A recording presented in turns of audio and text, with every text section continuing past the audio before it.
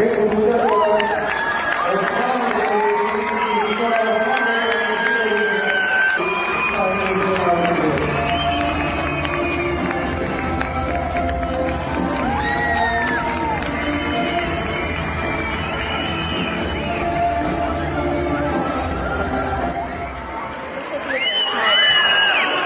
kadar mutluyum ki mutluluktan ağlayabilirim. Sağ olun.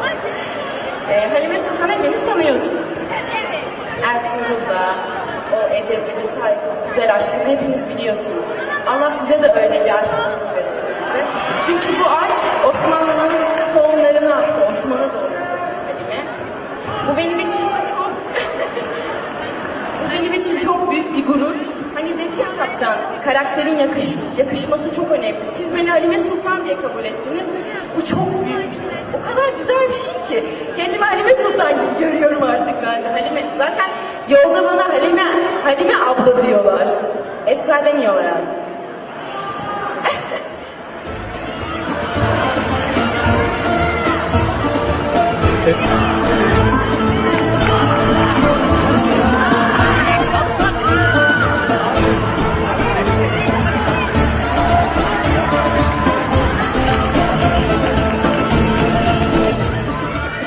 Çok öyle denk geldi. Vallahi çok keyifli. Sette çok keyifli ortam. Aynı zamanda çok büyük bir şans oldu. Alpler daha da iç içe birbirleriyle bağlı oldular. Kardeş gibiyiz.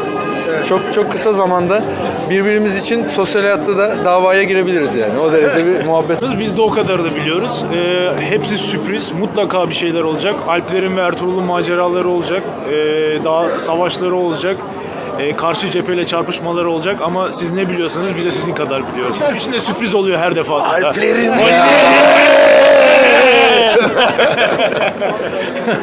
Arkadaşlar özellikle Nurettin'le konuşun. Nurettin çok önemli.